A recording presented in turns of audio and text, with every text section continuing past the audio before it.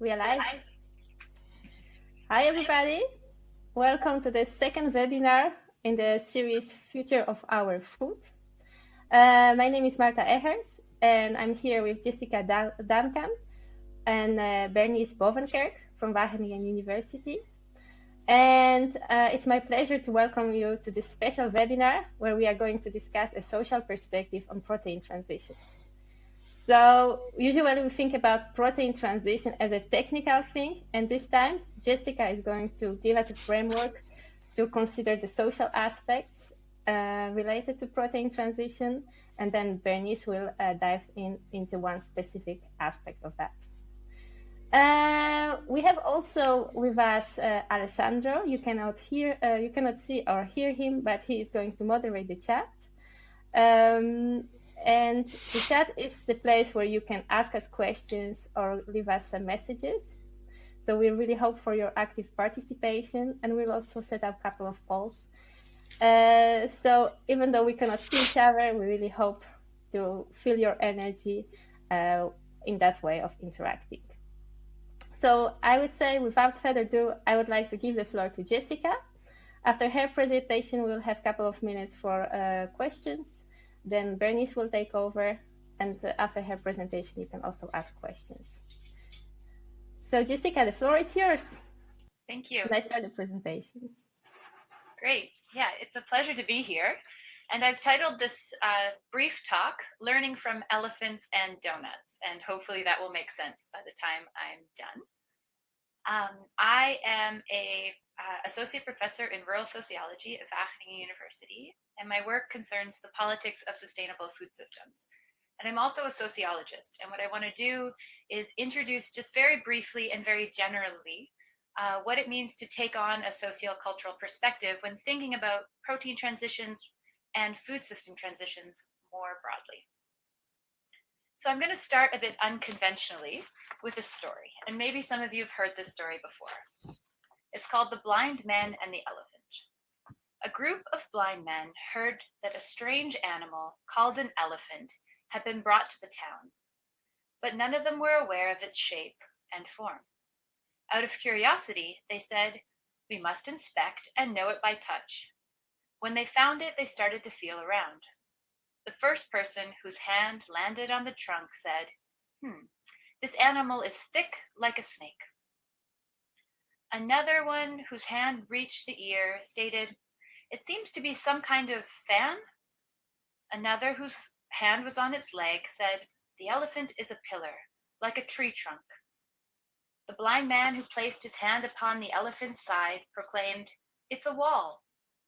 The person who felt its tail described it as a rope.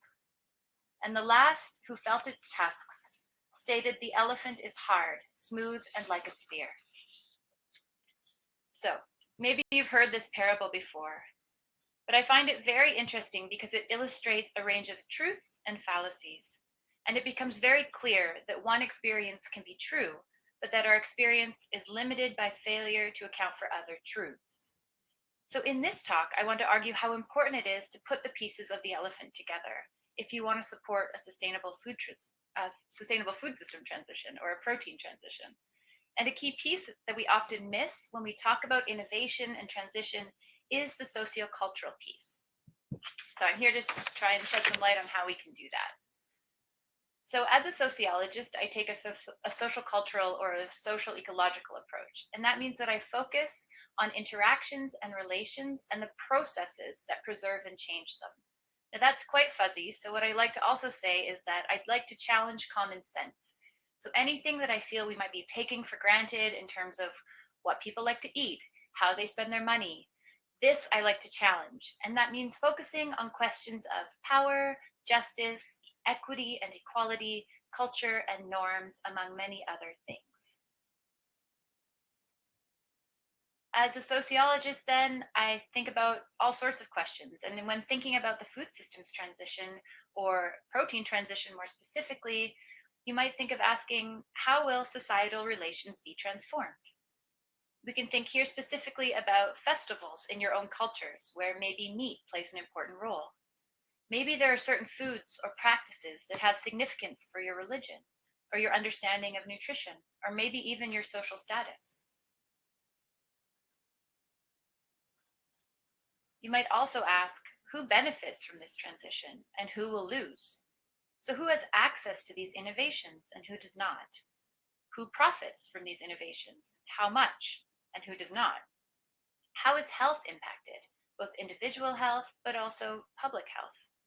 And what about the health of the planet and animals? We might also ask, why are we focused on protein? Protein deficiency is not the most pressing problem when it comes to food security and nutrition. Fiber is a major problem, yet there's very little interest in talking about fiber transitions. What can this tell us about our priorities, our interests at the level of decision makers, or scientists, or innovators? Now, I want to give you two examples because, as I mentioned earlier, often when we think about innovation and transition, the role of society and culture is considered really at the end of the process, if at all. So these two examples come from very different contexts. The first one relates to juice. So in 2013, the Amsterdam Healthy Weight Program was started in Amsterdam in the Netherlands, and it tried to reduce childhood obesity and overweight rates. And to support healthy diets, fruit juice was taken out of schools.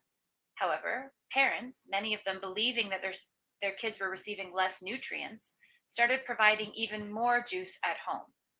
This made the policy very counterproductive. So in response, there were educational meetings with parents and workshops, and this eventually successfully addressed the problem. However, perhaps if culture and understanding and social practices and dietary practices had been taken into account earlier on in the policy, this could have been avoided. And I'm going to give some more ideas on how we can do, what tools we can use to kind of avoid these problems later in the presentation. So the second example comes from Zimbabwe, where maize or corn is a key food security crop. To address inadequate storage technologies that led farmers to lose their crops and to see a degradation in the quality of their crop, smallholder farmers in 2 districts were provided with a hermetic technology to reduce maize-based aflatoxin. Here you can see it in the background here. However, traditionally, the preparation and storage of grain was a job done by women in the community. When this new technology came in, this new innovation, quickly the job of storing and processing grain, or processing and storing grain, was seen as a job for men. Researchers who've studied this have shown how the introduction of this hermetic technology influenced a significant shift in gender relations, with implications for how the grain was used at the household level, and in turn impact on food security. In this case, a failure to take a careful gender analysis and gender approach to the introduction of this technology had impacts beyond what the program people expected. So, how do we do this? How do we take culture and gender and societal norms and values into account? One way I have found super helpful, along with others, is through a food systems approach. Now, a food system is a way of talking about all the people, activities, and ecosystems that play a part in growing, transporting, supplying, eating, and disposing of food. And here you see a very simple model of a food system. And you can see it's really about the connections and the relations. And if you remember back to, I think, my second slide, I told you that taking a social approach is really about focusing on these relations. You can see them depicted in a very simple way here. You can also see them in a much more complex way here. And you'll notice here there's a lot of focus on the socio-cultural dynamics on this side of and also on this side of this particular model. I don't expect you to be able to read this, but maybe if you have questions later, we can talk about it. So why do I think a food system approach is very helpful to take to account socio-cultural? Food systems are interlinked. It's a system. So it helps us to deal with issues of human health, planetary health, economic security, culture, landscape, and social justice, along with a whole bunch of other factors. And it gives us a way of thinking about them in relation to each other, because a change in one will have an impact on a change in the other. So when we think about food systems and we think about changes to a particular aspect of the food system, finding a balance matters. And at the same time, we can recognize that there's no single diet or single food system that can or even should be imposed globally or even nationally. So it's about finding balance, but also recognizing the diversity within these food systems. So why do I in particular think a food systems approach is key for protein transition? Well, the vacuum says it all, right? Our decisions don't happen in a vacuum. And to understand how different drivers of transition affect the functioning of the food system, a food systems approach can be very helpful because it can look at drivers of change like the reduction of environmental impact, zero hunger for a growing and changing population, public health, profit, cultural aspiration, gastronomic delight. It can include all of these things, which can ensure in turn that your innovations are adapted to cultural realities and sensitivities. And I think what I know by knowing the research is that when you look out for particular food system frameworks, many include social and cultural dimensions. I've shown you one already that's very complicated. One that I'm also very fond of can be found in the high-level Panel of Experts report on global narratives, so HLPE report on global narratives. They also have a very nice framework that can help you understand different drivers of food system transition and change, and also take into account the sociocultural dynamics. So, while we're thinking about food systems, it can also be helpful to think about these systems in relation to particular boundaries. And maybe some of you are familiar with this idea of planetary boundaries, put forward by Rockstrom and others, where they identify particular ceilings that we cannot surpass in particular systems. So you can talk about climate change or biodiversity loss, land use, and also, for example, fresh water. And you'll see that by their estimates, you can't see where I'm pointing, but I'm pointing at the orange ones, we're really at risk of surpassing the ceilings for biosphere integrity and biochemical flows. So again, one of the key challenges we see when it comes to innovation and transition approaches is that there's been much more focus on economic growth or ecological sustainability and less on justice and social concerns and values. And Bernice will talk a little bit more about this, well, much more about this in much more detail and with better expertise next. But we also know that people are affected in different ways. And that's really important to take into account too, is that not everyone will be affected in the same way. And this takes us to the idea of the donut. So who's hungry? I am. But we can think about the planetary boundaries in relation to social foundations. And Kate Raworth, you can see her here, and her website's down here. She's done a lot of thinking that's been taken up a lot recently around how do we match the ecological concerns we have with the social foundation of justice, equity, health, housing, and education, for example. And I think the donut, if you see here in the middle, which balances the social foundations with our ecological ceilings, can be another way of thinking about systems in particular boundaries and trying to understand how our innovations may support these different aspects of our ecology and our societies. So how do we do this? What does it mean to think about sort of sociocultural innovations and to position this with respect to just and responsible innovations? And I understand that this is also part of your challenge. Well, luckily there's some very good tools available and a lot of research that can help us. But it basically comes down to some key points. So the first is about new technologies, products, and services being socially acceptable and desirable to a diversity of people.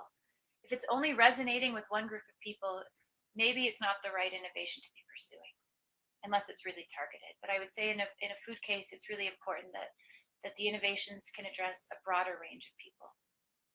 It's also very important to anticipate impacts. What are the impacts, positive and negative, that an innovation can have? And here, putting yourselves in the position of different people, speaking to different people is really important. Thinking about how an innovation works to benefit society and the environment is also very key. If you have the opportunity doing a co-design across the whole system, understanding the role of your innovation in relation to a food system is really important. This can help you move away from a very microscopic focus and address broader social concerns, ensuring that impacts in one area won't have negative impacts on another. And finally, it's so important to co-create innovations together with people who are affected by them. So working with people, understanding their perspectives, and taking those perspectives seriously. So to wrap up, my takeaway message is that the protein transition will affect people and planet in different ways. Thinking in terms of systems, understanding the whole part of the elephant can really help, and anticipating trade-offs and impacts. And I've given you the idea of a food systems framework that takes culture and society into account, and also this idea of the donut, which can help us balance ecological concerns with social concerns. And finally, culture matters. We often tend to tag it on at the end, but having a deeper understanding of social norms and culture at the very beginning of our projects can help ensure that our innovations have better impact. And with that, I leave it to you to ask any kind of questions you have, any points of clarification, and yeah, I really look forward to hearing from you.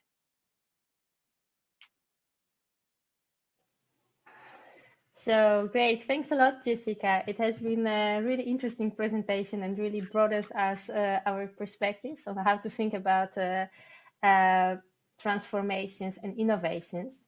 And I'm wondering, like, because it's so ambitious and it's so big, I wonder what would be your advice, like, to the participants of the challenge, how to make it practical? How do you start with that?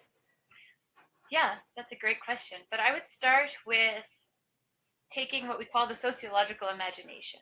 So when I teach my sociology classes, and maybe there's some sociologists in the room today, but we have this idea of thinking about things from other people's perspective. So it's sort of the typical walk a mile in someone else's shoes. But think about, if I was somebody on a low income, how would this innovation affect me? If I was a tree, how would this innovation affect me? If I was, take different perspectives and try and understand the impacts that it could have. And then actually, if you have space and time and are skilled in speaking with other people, then you can also start to read the literature and ask other people how this innovation might resonate with them. But it's really about taking the time to stop and think about the impacts of the innovations, because often we get so excited about an idea and so passionate about the ecological ground or that it'll cover, the reductions in waste that it'll achieve, that we forget to think about shifts that it could have in other people, impacts it could have on other people. Okay, thanks. I see 3 questions in the chat. So the first one is from Ansa. We just broadcast it. What do you think would be the drivers to change our diet towards a more balanced diet? 60% plant-based, 40% animal protein. I have to say, I don't even know what the current balance is of diets. Maybe Ansa knows. But I would really think it's a sort of a threefold step. I think there's a lot of need for strong regulation that motivates good choices. I would argue that there needs to be change in terms of how we understand food and how we value food and how we access food, without putting too much pressure on people to actually do the heavy lifting of changing their diets for reasons I already explained in the presentation. And I think there is a role for education, but I think that what the research shows us is that education role only really works when it's backed up with policies and processes. Okay, so that actually leaves a little space for consumers, right? It's mostly like about the bigger factors. Yeah, and I said that very deliberately, because one of my concerns is that often nutrition policies are dumped on consumers. And a lot of challenges that consumers face, or eaters, let's call them, or people who eat, a lot of challenges they face are more structural. So I think the case that I gave from Amsterdam is a really nice illustration of that. Parents were happy to provide healthier meals to their children, but for many it was not so easy for economic reasons or for cultural reasons, or because they worried their kids wouldn't eat the food, and they were more worried about their kids being fed than their kids having a nutritious diet. Competing understandings of what makes a nutritious meal, and many of the barriers that people experience in terms of creating healthier diets for themselves or making transitions in terms of diet are not necessarily individual challenges, but more structural around time, access to resources, money, kitchen, sharp knives to cook the food. These are all things maybe some people in this chat have experienced, that it's not so easy to just integrate, new vegetables or whole grains into your diet, especially at the level of sort of families. Okay, great. It's very interesting. We have one more question, or another question from Barbara. Let me broadcast it. So what do you think of current developments related to the protein transitions as instigated by the VER from the perspective of responsible and just transitions? Hi, Barbara. I have to say I've not been so carefully following what WER has been doing, but I understand that they're really broadening a lot of these approaches and addressing many of the questions that I've been talking about. So maybe she would be a good person to actually explain, or others could maybe be a good to explain. But I unfortunately can't really speak too much about what's happening at WER. Okay. We have also a question from Malu. What do you think that the main challenges will be taking into account all the effects of the protein transition we have? I think one of the main challenges, I don't know if it's the main challenge, but something I've noticed and others have written about in the research is many of the innovations to try and help us with, maybe this is a few years old, this thinking, but many of these innovations have been been about novelty, right? Like the Impossible Burger or sprinkling crickets on your muffins, or and it's really been about hype, but it hasn't been about sort of bringing in transition in a slow way that ensures that it's sort of a sustainable process. And I think finding mechanisms and pathways to transition people's diets in realistic and meaningful ways, that's what's needed. And so there's not going to be this sort of golden solution, this amazing new product that's going to help us do this, but it's really about general taking the time to help move that transition along. Yeah. I see quite a lot of questions in the chat that are really related to how do we do that, how we achieve the transition. So there is another one from Ninke who is asking, thanks for the interesting talk. I would like to learn more about what you shortly mentioned about innovations only being useful if they speak to a larger group. Do you think many innovations we see at the moment are geared too much towards the rich, conscious, lefty consumer? Oof, gosh, guys, easy questions, please. I don't know. I think that there's a body of literature that talks about sort of top-down transitions, so social change coming from the top. And when you see a group of consumers who can afford to make the better choices, and the market's still small, then there's a logic to making that an aspirational product and more people buying it, and then the price coming down and becoming more normalized and being seen as very cool. Maybe we can think about like oat milk lattes, or sushi is another example. Something that used to be very outside of Japan, used to be quite elitist and very novel, and it's increasingly become more and more accessible, so that now even in Wageningen I can go to the grocery store and pick up something that they call sushi.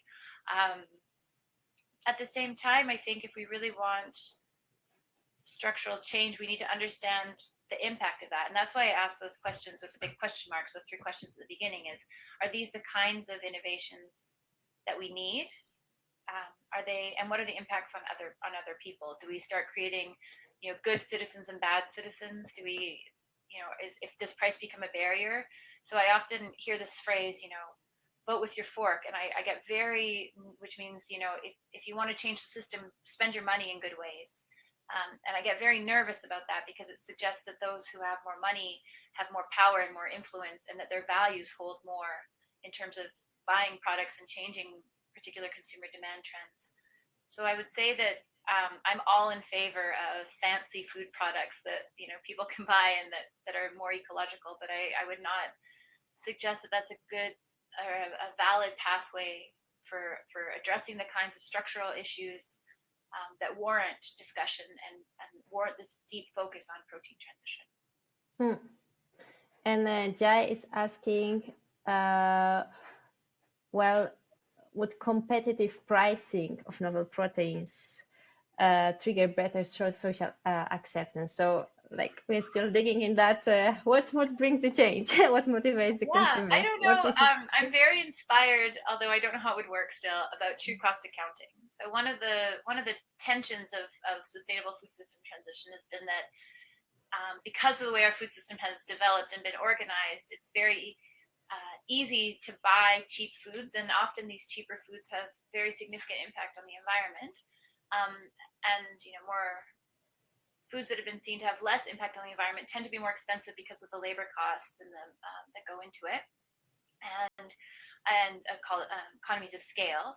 So there has been a lot of research done on what does it mean if we include sort of environmental impact in pricing. And I am not at all an expert in this, but I feel like that's something that, as somebody who cares about healthy futures, could be a really interesting thing to explore.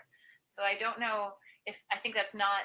I don't know if that's competitive. For me, that would be truly competitive, right? If producers were competing on the total impact of their product and not on just one aspect of it. But maybe others disagree. I know these are very political topics. Yeah, yeah. And there's one more question in that direction about storytelling. So, what is the role of storytelling in this change?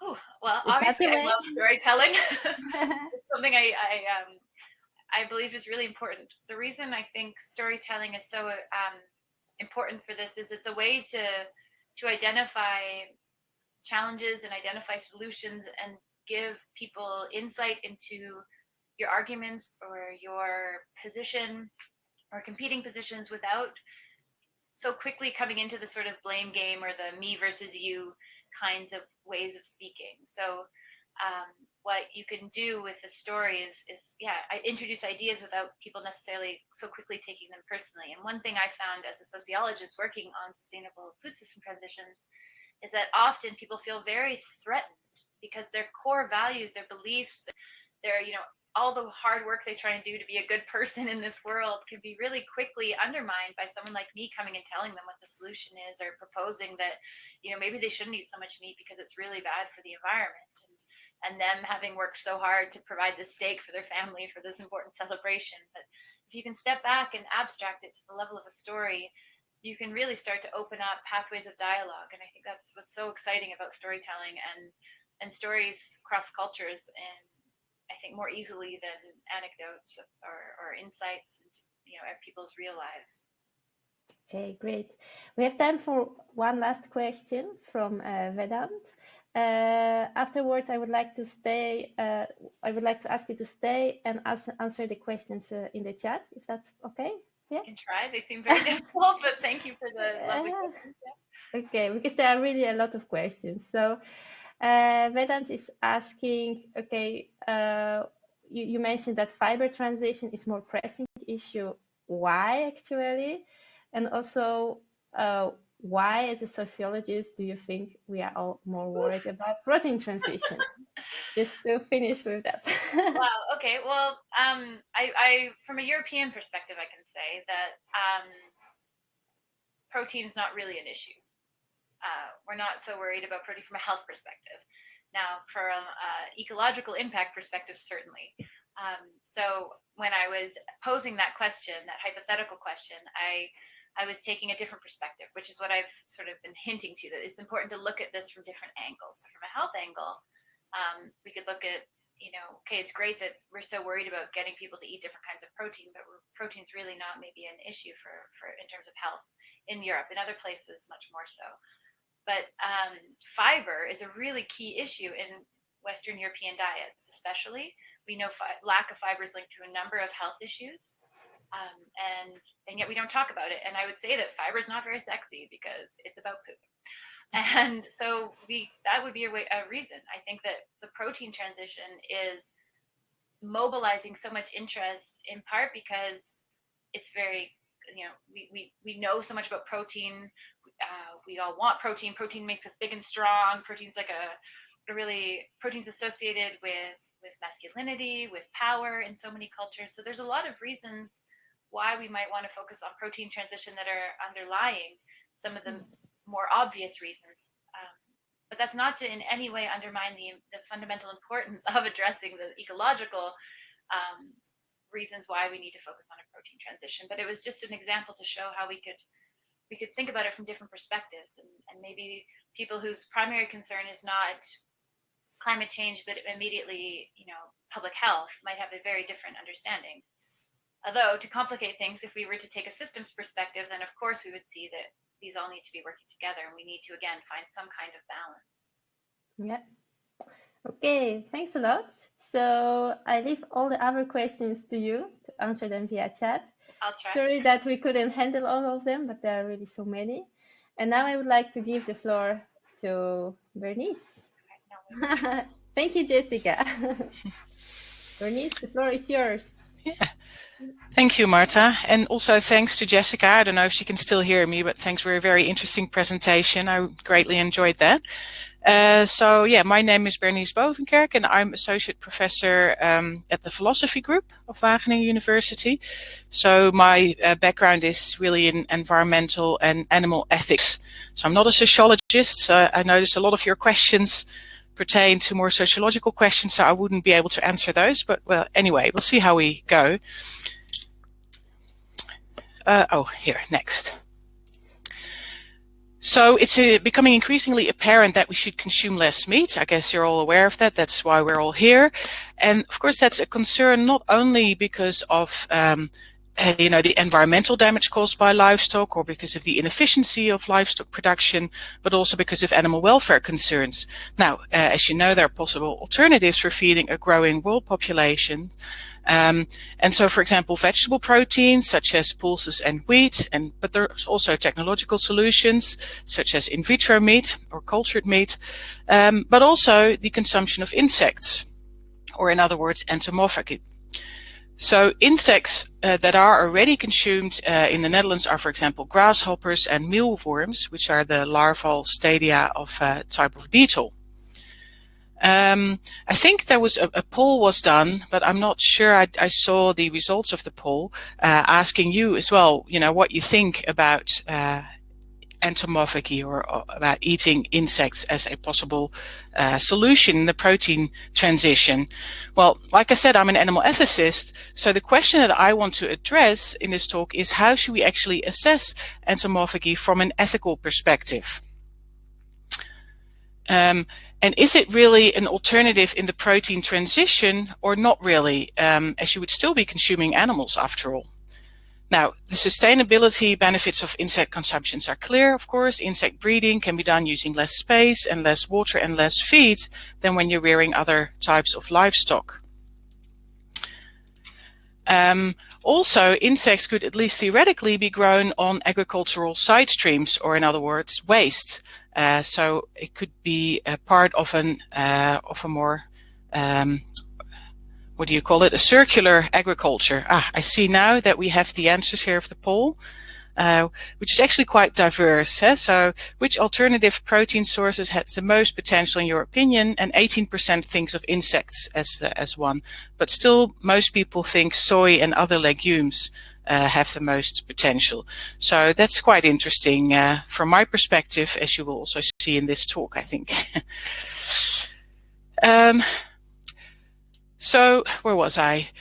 Insect production also emits less CO2 than meat production. So there are lots of reasons why you would look at insects as an interesting, alternative in the protein transition. But of course, the question is, that we should ask is, when we compare different food production systems, should we really compare insect production to the production of meat? Or to other alternatives? Should we look at it as more intensive production, or compare it to organic production of meat, or to alternatives such as pulses, seaweed, or in vitro meat, for example? And that will also become a relevant question later on when we look at this issue from an ethical ethics perspective, as I shall explain later. So let me then start by giving a super brief introduction in animal ethics. There's basically different theories in animal ethics that all address the question of what entities should be attributed moral status. So in other words, which entities' interests should be taken into account in our moral deliberations? Which entities or which animals, for example, are part of our moral community, and for what reasons? And what does that actually mean for the treatment of animals? Now, the main theories in animal ethics all take certain capacities of animals as a basis of attributing this moral status. So, for example, Peter Singer, who's a very famous animal ethicist that you might have heard of, he's a utilitarian, and his theory takes sentience, so in other words, the capacity to experience pleasure and pain, as both a sufficient and a necessary condition for having moral status. Now, his opponent, Tom Regan, comes from a rights-based perspective. He takes other mental capacities as important sentience as well, but also things like having beliefs and desires and having a psychosocial identity over time. So those are minimum criterion of helping or of belonging to the moral community. Now, Claire Palmer's relational ethics says that animals that can experience welfare matter morally. So all these theories, in other words, make certain claims about animals' mental lives, and for all sentience is of prime importance. So the first question then in animal ethics become, which animals actually meet this criterion of sentience? Now, so far, most animal ethicists have excluded invertebrates from the moral community. So insects are invertebrates, and they haven't been granted moral status by most ethical theories. Why is that? Well, the assumption is that only animals with a spine can experience pain and pleasure because you need that spine to transport signals from your nerve to your brain. But you can ask, is this not too simple a picture? And so some researchers actually argue that honeybees have the capacity for subjective experience, and others have shown that various invertebrate species such as squid and octopus, for example, have actually very complex cognitive, emotional and behavioral complexity. And research into hermit crabs suggests that they actually respond to painful stimuli by changing their behavior.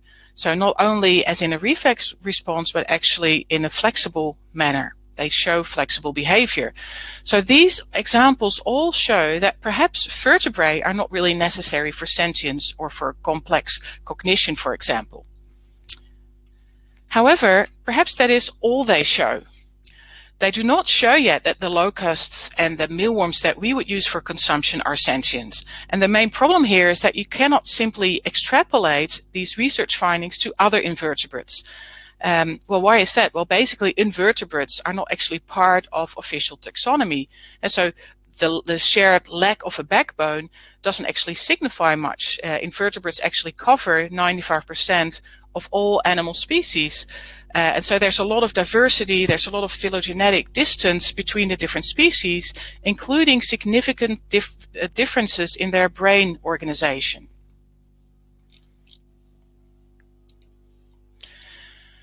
So the problem with this criterion of sentience is that it's not always clear what animal ethicists mean by it, and therefore we also need to look at other theoretical perspectives, such as the philosophy of mind. And this is actually why we have a student, a PhD student, Martijn van Loon, who is working on our project of insect ethics, and he is a philosopher of mind. So when animal ethicists talk about sentience, they typically refer to what is called as phenomenal consciousness. And that could be described as the what it is like character of experience, or in other words, subjective experience. However, that is actually notoriously difficult to assess because it describes mental states from a first-person perspective, or conceptualizes mental states from a first-person perspective. So in other words, only the animal, or the person for that matter, themselves know what it is like to have their feelings. So you cannot really know exactly what it is like to have another being's feelings. However, I think you can still have good reasons to attribute phenomenal consciousness to many animals, because you could still say there is something it is like to be that animal. The animal still has subjective experiences, even though I cannot access them. I can't see the content of these experiences. And this reasoning is often done by way of an analogy. So we can be quite sure that humans have phenomenal consciousness and that they can experience pain. And if certain animals behave similarly to noxious stimuli, as we would, and also if the animal's brain structure is similar and if it responds similarly to painkillers, then we can reasonably assume that it's experiencing something similar. and at least we can assume that it has phenomenal consciousness. Now, of course, there's also a limitation to making analogies such as that. There are many types of animals who do not have similar brain structures to ours, but still we believe that they do have phenomenal consciousness. So, for example, research shows that fish and birds express similar functions in different parts of their brain as our brains express, for example, in the prefrontal cortex. Now, these two researchers, Barron and Klein, in 2016 in an article argue that the insect brain actually performs similar processes in the brain and integrating these, or similar functions as the mammalian brain when it comes to organizing different processes in their brains and integrating these with environmental information. And that is actually despite the fact that the anatomy of insect brains is very different from that of vertebrates. So in their view, that basically means that insects also have subjective experiences. Now, a problem with their view is that, it is still contentious because their view is based on certain assumptions about what consciousness is, and not everyone shares those assumptions. So, in other words, we could say that at the moment, at least, the science is still out on the question of whether insects can be said to have pain and pleasure. But does that make it all right to eat them? Now, there are actually three reasons why this may not be the right conclusions. First of all, absence of proof is not the same as proof of absence. And so saying that we don't know if something exists and therefore it must not exist is actually called the fallacy of ignorance. You can't draw that conclusion. Now, secondly, there may be other bases of moral status besides just referring to sentience. So it would be an additional basis, for example. There's a philosopher of mind called Peter Carruthers, and he has argued that insects may not have an experience of pain, but they do have desires, and those desires can be frustrated. And in his view, that is also morally relevant. So it matters what you do to the animals then.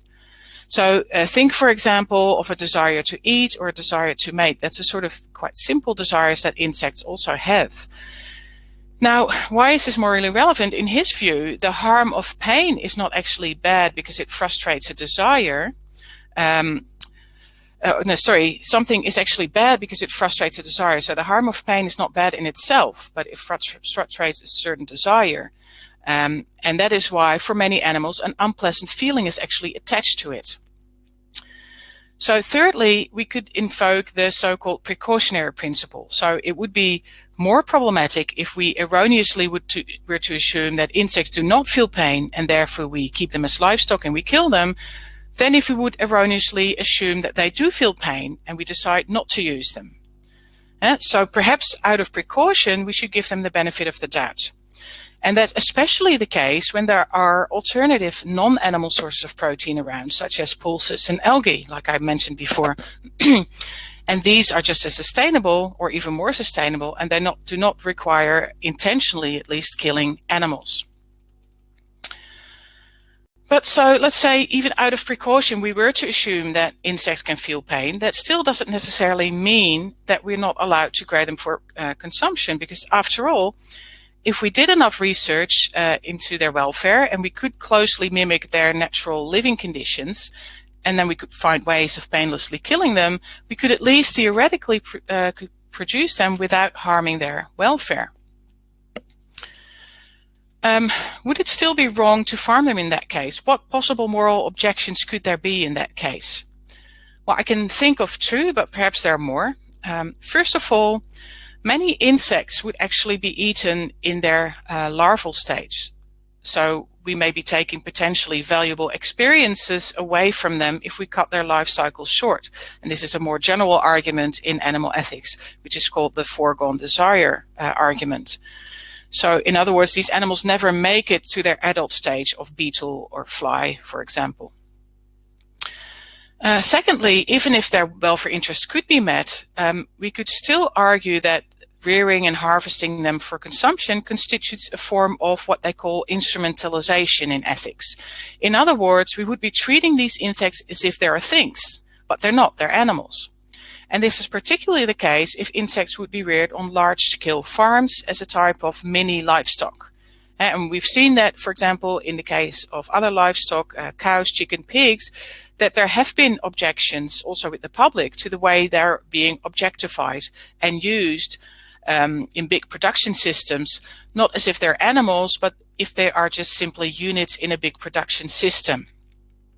So instrumentalization is another objection. Now, you might not actually be convinced by these arguments, and in fact, animal ethicists don't agree among themselves about them. But if we want to see entomophagy as a part of the protein transition, we should at least take into account the question of how insects would be farmed and how they would be killed. And also, we need to ask the question whether they will actually really successfully replace meat consumption. Are they really an alternative in the protein transition? And we see now that insects are already consumed in more than 120 countries. But in many of these countries, people actually still consume a lot of meat, and the insects are consumed more as a type of a snack. So, for example, in Bolivia, people apparently eat crickets instead of popcorn when they go to the cinema. So it's more a snack or an addition to a meal rather than an alternative. So if we would want to move to more insect-based diets, we should really ensure that they're eaten as an alternative to meat and not as, an addition to meat. And also, like a group of honor students that I supervised about 2 years ago, they did some research about insects and people's acceptance of eating insects. So they did some preliminary research on school kids' acceptance of bitterballen made of mealworms. Now, bitterballen, if you're not Dutch, they're kind of fried meatballs. It's actually one of the things that a lot of people miss first when they become vegetarian or vegan, in the Netherlands at least. Now, they found that the kids were actually all provided that they did not actually see the insects. So it had to be ground to a paste or to a powder before they would be willing to eat them. But if that's the case, you can wonder whether they wouldn't be better off just eating vegan bitterballen in the first place. And you could say the same thing about insect burgers, for example. If people are willing to eat insect burgers, then why not go for the vegan alternatives instead? I think, they might actually have the same level of taste, dryness, whatever. Well, that's something up for debate, of course. And also, I want to repeat actually something that Jessica just said. Why should we focus so much on protein, especially in Western countries, in European countries? There isn't really, with most people, a lack of protein. And so we don't really need to replace all the protein that people eat. We just need to replace part of that protein. So all in all, what is my takeaway message? What I've tried to show is that even though there seems to be a lot of enthusiasm in the promotion of insects as part of the protein transition, it also raises many questions from an ethical point of view. And so if you, for example, are doing research into insects in the protein transition, and you have to write a business plan, for example, you should also take those more value aspects into account. Okay, well, thank you, and I'd be happy to take your questions now. Thank you very much, Bernice, for raising all those questions. I wanted to start with asking, is this a part of a bigger discussion? Because indeed there are now quite a lot of initiatives on replacing meat with insects. Is this discussion going on, or is it like just a theoretical discussion that is not part of a bigger dialogue? I'm not sure exactly what you mean. Is it going on in the animal ethics field, or? No, I mean more like, are they really like on a political level? So. Well, for example, I'm part of a bigger project with a big consortium where we're looking at using insects for feed for livestock. So not eating them directly, but using them as feed because of its circularity. And there's definitely political interest in that. And so it is part of a larger discussion. And the political interest also, they're wondering what it would actually mean for the insects involved, in this case, flies and fly larvae. And so they're also interested in the sort of questions that I raised about, whether insects have welfare or not. Yeah, definitely. Okay. And is it really like being considered, or is it like, oh, well, we don't care that much? It depends. I mean, some people really take it seriously, and also, for example, the people who are involved are from animal protection societies, and they're starting to take it more seriously. So far, they haven't really been interested in insects at all, but now, in recent years, there's becoming more interest from them. Yeah. Okay. Yeah. I see a question from the winner of the previous edition of the Rethink Protein Challenge. I will broadcast it now. So Anyani is asking, what's your opinion on insects or other plant pests killed? Why insect ethics get so much importance when considered as food and not when considered as plant pest or disease causing or carrying cancer? Well, first of all, I think there is some interest also, at least in animal ethics, in what's happening to in environmental ethics as well, in how we should control pest species, and but that interest is much more about ecological health and not so much about insect health. The idea is just that, well, if we are to grow food, then this is sort of collateral damage. Whereas, and it's not, intentionally growing animals to kill them. Whereas if you would start consuming insects and producing them for consumption, then you're doing it intentionally to kill them. That's the actual intention. So from a moral point of view, there is a difference there. That's not to say that, we should just go ahead and killing off lots of insects because we consider them pests. It would be much better to think of other alternatives, I think, especially also from an ecological perspective. But I think from a moral point of view, there is a difference. Clear. I hope that makes sense. I can't ask the person who asked the question if they understood. But you can give us a sign, Anyani, if it's clear. Yeah. Now we have a question from Rose. I broadcast it now. Insects in Netherlands are often used instead of soy to feed livestock. The larvae eat rest products from, for example, potato industry. This would still be the more sustainable option over soy and destroying the Amazon. What would you suggest instead of insects? Yeah, no, I agree. And that's why, like I said, I'm involved in that bigger project called Insect Feed, where we're looking into using insects for feed rather than soy or fish meal, for example, which are not very sustainable solutions. So if you would look at it only from a sustainability perspective, then this would definitely be better. On the other hand, you're still involved in livestock production, and that is, in and of itself, not very sustainable. So I guess what I've been trying to argue here is that perhaps we should look at other alternatives, such as pulses, seaweed, even in vitro meat. And then you don't really necessarily need to use those insects. Thanks. Then we have a question from Johan. Let me broadcast it. Bernice, you mentioned more or less that ethically the discussion for eating insects or the other animal is the same, and that the role they play in the diet is something cultural.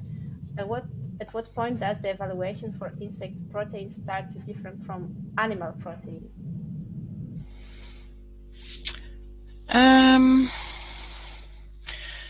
It's the same. I have to deconstruct this question before I understand it. So I mentioned that ethically the discussion is the same. I don't think that's necessarily what I said.